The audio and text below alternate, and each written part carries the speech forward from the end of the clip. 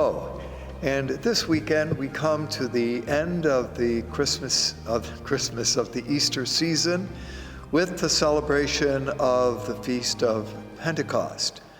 Let me begin, first of all, simply by giving the readings that will be used on Pentecost Sunday.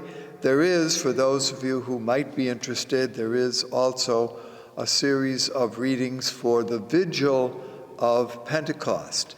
Now, in earlier times, the eve of Pentecost was the occasion in which those who were not able to be a part of the services at the Easter Vigil, that would be baptism, confirmation, and for the first time entered into the table of the Lord with others, would be the time when they would be baptized. This would be including the sick, couldn't be there for Easter, or perhaps other circumstances which made them unable to be there.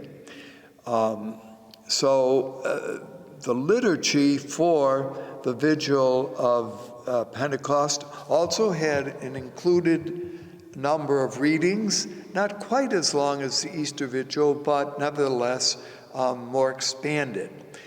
Traditionally, we really don't observe this anymore, but I did want to just kind of point out that that's why the Vigil Mass readings are different than those which are assigned for the day.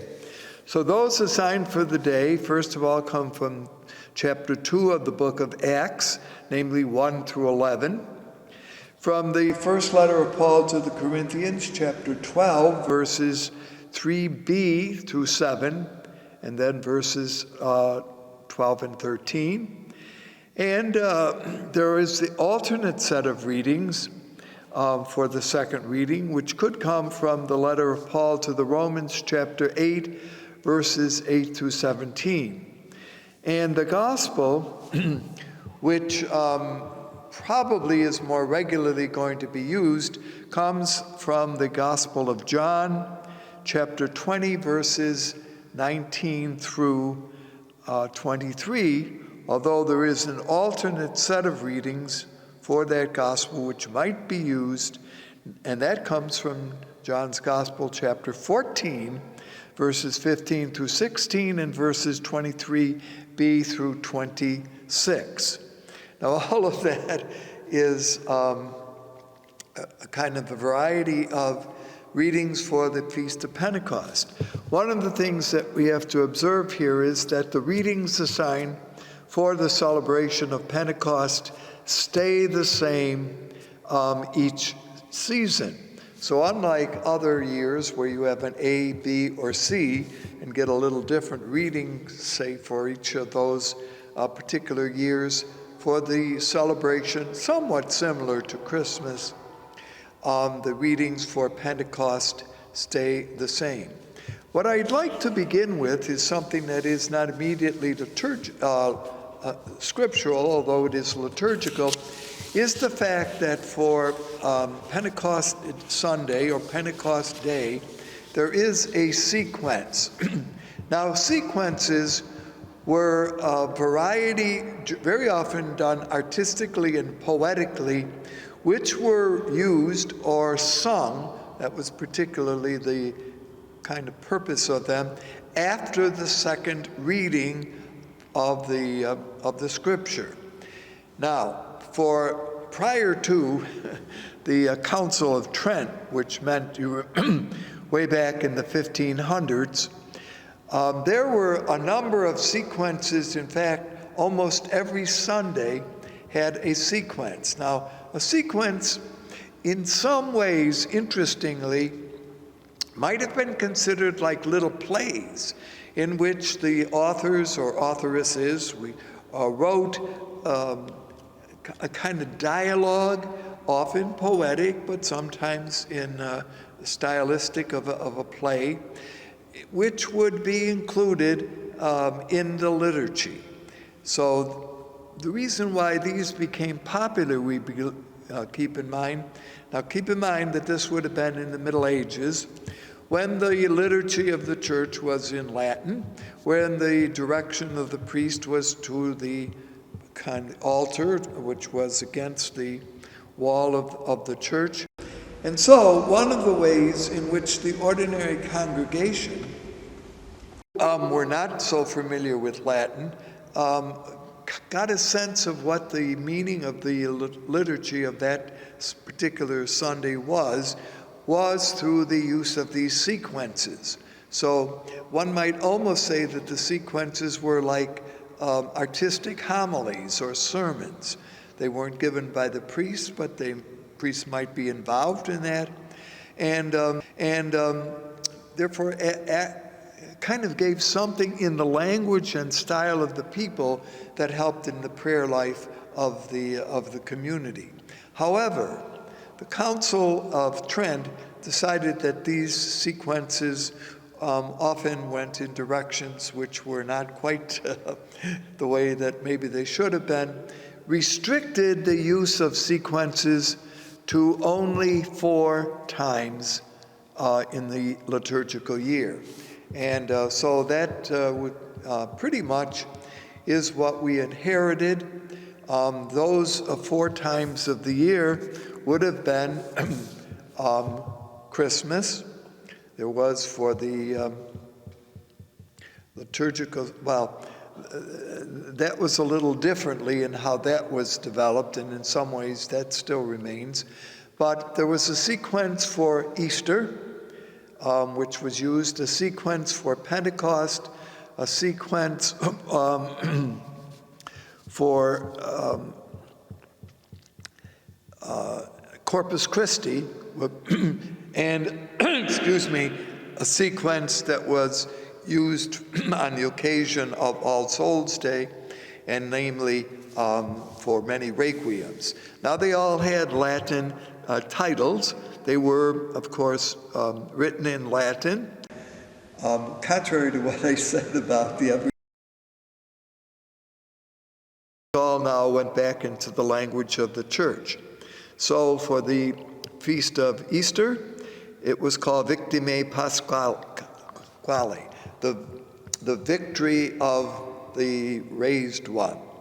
The Veni Sancte Spiritus, which is used for, in those days we called it Whit Sunday, we now call it Pentecost Sunday, and for the week, the active week of Pentecost. The Laudato Sion, which was used for Corpus Christi, generally attributed to the work of St. Thomas Aquinas, who lived in the 1200s, so you can see that this was part of the church history. And then what is known as the Dies Irae. And those of you who had grown up, but probably you as an audience are, much younger than this, but if you had grown up in a time before the Second Vatican Council brought about the renewal of the liturgy, at every Requiem Mass, the Dies Irae was sung. This has been somewhat changed in our understanding of the Masses for Christian burial and for the faithful departed. So those were the 4 approved, and there was one 5th one that entered into the structure of the church.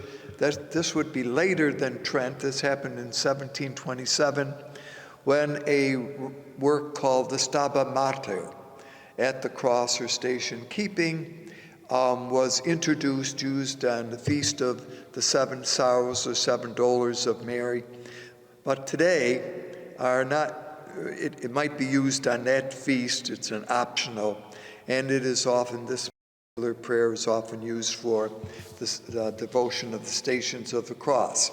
So all of that is a little background on sequences, because this one, the one honoring Veni Sancte Spiritus, obviously translated,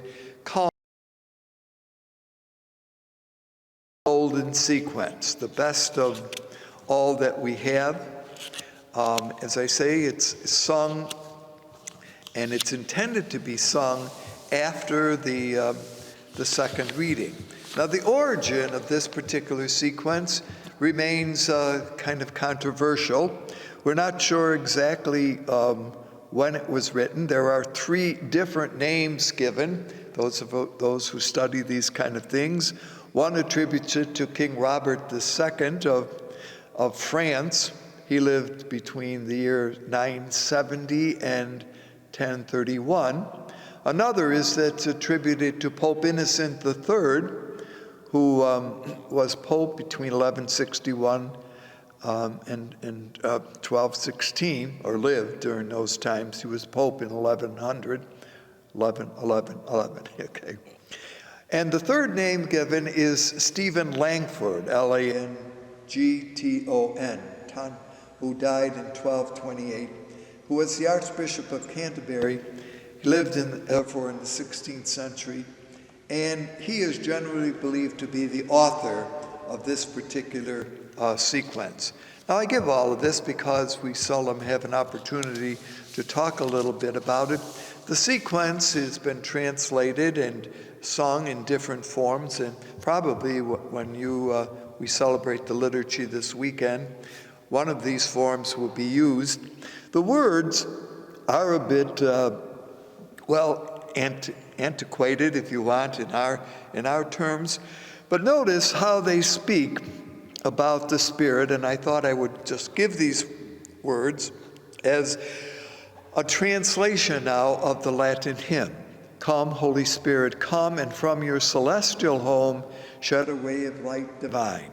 Come, Father of the come, source of all our store. Come, within our bosom shine. You of comforters the best. You the soul's most welcome guest. Sweet refreshment here below. In our labor, rest most sweet. Grateful coolness in the heat. Solace in the midst of woe. O blessed light divine, shine within these hearts of yours, and our inmost being fill. Where you are not, we have naught, nothing good in deed or thought, nothing freed from taint or ill. Heal our wounds and our strength renew. On our dryness pour your dew, wash the stains of guilt away. Bend the stubborn heart and will. Melt the frozen, warm the chill. Guide the steps that go astray. On the faithful who adore and confess you evermore. In your sevenfold gifts descend. Give them virtue's sure reward. Give them your salvation, Lord. Give them joys that never end. Amen. Alleluia. You can probably find a translation of this somewhere, but I say in your missalettes, you most likely will get the a hymn version. Notice the images that are used here with regard to the Spirit. Two very powerful images, light and water, of course, connected with baptism and with the gift of the Spirit. It is perhaps important to notice, too, that in celebrating Pentecost, and there was a time in which it kind of stood separate, celebrating the gift and the coming of the Spirit. But this gifting and coming of the Spirit, and we really in more recent times have reconnected it where it should be, stands not with the Spirit separate, but with the gift of the Spirit as connected to the great Paschal mystery, to the great story of Jesus in God's graciousness being raised from the dead. So, that's why one of the traditions that often was used is that on the Feast of the Ascension of Jesus, the great Easter candle, Paschal candle, was often taken out of the church or extinguished. Well, we have realized that that's kind of a mistake on two scores. First of all, the Paschal candle now remains lit right through the celebration of Pentecost, because again, these 50 days are the celebration of the meaning of God's giftedness of raising Jesus to new life. And secondly, we used to extinguish the Paschal candle, but that made a mistake, because the Spirit of God, the light of Christ, doesn't go out with Easter or with the conclusion of the Easter season, but rather is something which is intended to be brought into the world. And so now, when you come to Mass, the candle might be carried out, but it is carried out lit. And there's a kind of distinguishedness here if we think about it. We are called, through the gifting and power of the Spirit, to bring Christ into the world. And so that brings us to, and again, we have looked at this in earlier times. If you go back last year, we'll see some of this material we talked about then, because if the readings stay the same and the understandings of them are pretty much the same, there's not a lot to add, but that's why I kind of looked for a little bit at the importance of the sequences as songs, as a part of liturgy, which, as one notices, the images in that hymn that we just looked at are very biblically oriented images, okay? So it's not that they come out of nowhere, but they are certainly, we are indebted to the scriptural tradition, both the Hebrew Old Testament and New Testament Christian writings. Now, the gospel, if one takes the one from John chapter 20, John's gospel, is John considers the Paschal mystery as all happening on Easter Sunday. And so as you remember, the reading will be as the disciples are in the upper room, hidden away for fear, it says, fear of the Jews. Remember always that term Jews here has a unique understanding in the fourth gospel, and that it is referring much more to the leadership of Jerusalem at the time and those who were responsible directly for Jesus' death and not for Judaism in general. We've mentioned this often, but apparently we need to reiterate it because a misunderstanding of this term in John's Gospel continues in some way to deepen the tension between Christianity and Judaism, and it's important to keep in mind that the concern of the fourth Gospel when referring to the Jews has relationship to a small group of Jews who were connected with however that might have been. So Jesus appears to the disciples in the upper room. He says to them, "Peace be with you." And he says that to them again, "Peace be with you. As the Father has sent me, so I send you." Now keep in mind that what this little section of John's Gospel is really doing is a Pentecost event. He then says, breathes on them, "Receive the Holy Spirit. Whose sins you forgive are forgiven, whose sins you are retained, they are retained." And so in this episode, the fourth gospel writer sees the coming of the Spirit, not as we will be observing it this weekend as the 50th day. The 50th day, of course, is a decision made by the third gospel writer, Luke, who, as we've noticed on a couple of times, likes to use numbers and frameworks for telling his story. Hence, 40 days was always very important, and we've talked before about how he uses 40 as a time of preparation and of testing. But the 50th day, the Jubilee day, and this would have coincided in the Jewish community, do observe this as one of the three great holidays or holy days within Judaism, and even today is celebrated on this occasion as being part of the wheat harvest. Now, you may know that in the Palestine, in that part of the world, there were three growing seasons. Three different crops were planted. One in early spring, one in later spring, and one in the fall. This is the second harvest, the wheat harvest. And that's why you will see some of the symbolisms that are connected with this feast have to do with sheaves of wheat. Even those who picture, and there's a wonderful picture in one of the churches in Europe, where you find the disciples in the upper room, you find Mary in the center, and Unfortunately, they only show the disciples, the apostles behind her, not the rest of those who were gathered in that upper room. And then on each side, a sheaf of wheat. See, so there was this connection. And in Judaism, it was believed that this was the feast day or the observance. And keep in mind that Jewish holidays or holy days always entail a week, 8 days, so that the Israelites would come up. This feast, called the Feast of Weeks, was the opportunity in when Israel would come to renew the covenant that God had made with Moses in behalf of the people on Mount Sinai. And so this feast in Judaism was considered the occasion on which the law, the Torah, the gift of the commandments, was given to the people.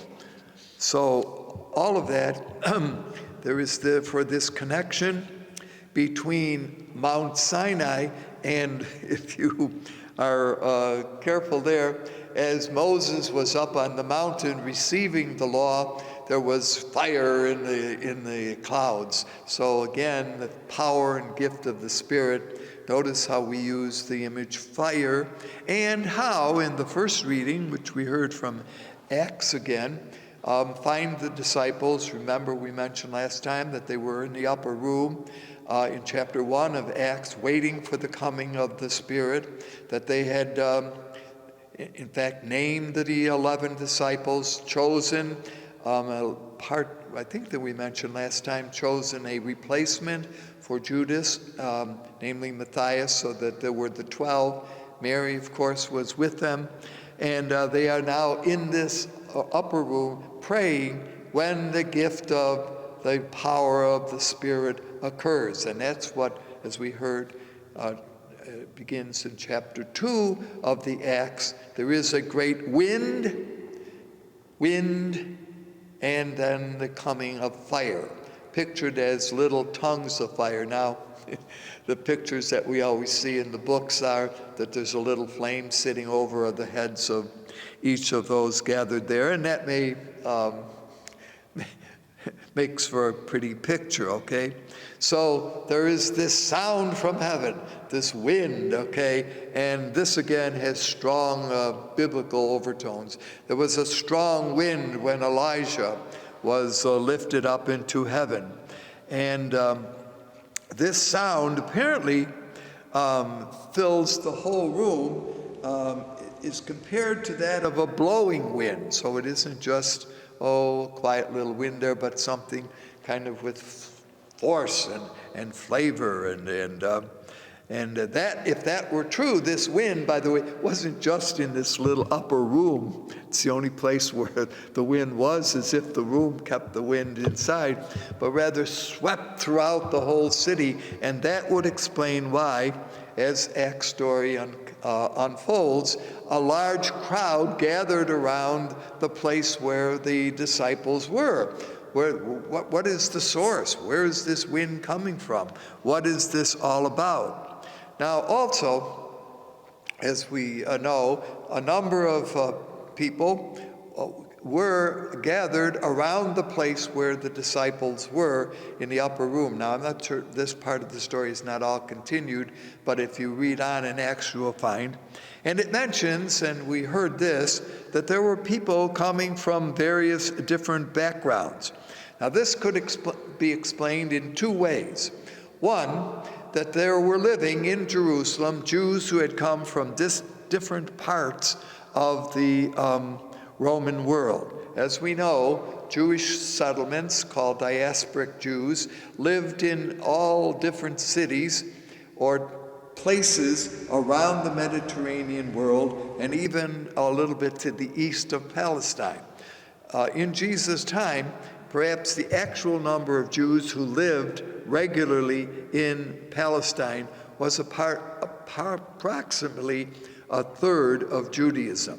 See, so by this time, the presence of Jewish community is scattered. So either some of those Jews had permanently come to live in Jerusalem, So they would have been familiar with Greek cultures or the places where they came from, or because it was the Feast of Weeks, there simply were Jews gathered from these various places who were there to celebrate this feast. So those are two possible reasons why there were so many from different backgrounds. Now, keep in mind that when Peter addresses those who have gathered around, they're all Jews. These are not Gentiles, that is, these are not Greeks, but essentially are those who have in some ways shared their Judaism in the cultures that they were a part of. So all of this is background. I think we've mentioned before some of these places do indicate a universality of those who were gathered there. So Cappadocia, Pontus, Asia, Mesopotamia, and Judea are all part of what we call Asia Minor, or today would be Turkey. Egypt and Cyrene would have been places in North Africa, which were coastal territories nearest Palestine, and therefore people might visit Rome, might be coming to Israel. Visitors from Rome, well, of course, all roads lead to Rome, and Romans always came. People from Rome often might travel to the eastern part of the Mediterranean, which would have brought them to seaports of Jaffa and therefore into Palestine. So you have, and this of course is the meaning of the story, the Spirit comes upon the disciples and those others. Remember, there were 120 gathered there. We mentioned this last time. So once again, it isn't just the disciples who received the gift of the Spirit, but all of those believers in Jesus. And why, therefore, it is appropriate as we look at things that we celebrate, as many point out, Pentecost is in some ways the birthday of the church. Well, that's according to Luke. Now, let me go back to the John Gospel, which we started a few minutes ago. Jesus breathes on them and gives them the Holy Spirit. So notice the connection of the coming of the Spirit is through the efficacy of Jesus. Jesus breathes the breath of God, the wind of God, the power of God coming through Jesus from the Father. Remember, in the fourth gospel, Jesus continually says, I do what the Father says. I do what I see the Father telling me to do, or does he even say, I see what I see the Father doing? So there is this almost, keep in mind, and we'll notice this next time, a Trinitarianness about. But it is Jesus who brings the Spirit to the disciples, and they have the mission to go out and to share the good news. So that's why that particular gospel is used on this Feast of Pentecost. We have really two senses of how the Easter celebration takes place. See, so in John's gospel, the whole mystery of Jesus' resurrection, ascension, and giving of the Spirit happens on the same day. Wherein, as Luke, we hear this division. Finally, the prophet Joel, who is also quoted in one of the readings that we hear here, says, your sons and daughters shall prophesy. So Pentecost is both an occasion of prophecy and a fulfillment of the prophecy. Prophecy means to speak for another. Christian community is to speak for the Lord, but more importantly, speak for Jesus. And so in that sense, the gift of prophecy, we don't often think of ourselves, we're all listeners, as being prophets, but as being those who are called to be spokespersons of the Lord, of the mysteries of Jesus, of the message of Jesus, and to bring it into the world. And so as we celebrate the ending liturgically of the Easter season, we, in empowered again with the power of God's Spirit, of Jesus' Spirit, of the Holy Spirit, bring his message, we hope, into our worlds today. Have a happy and blessed Pentecost. Hope to see you again.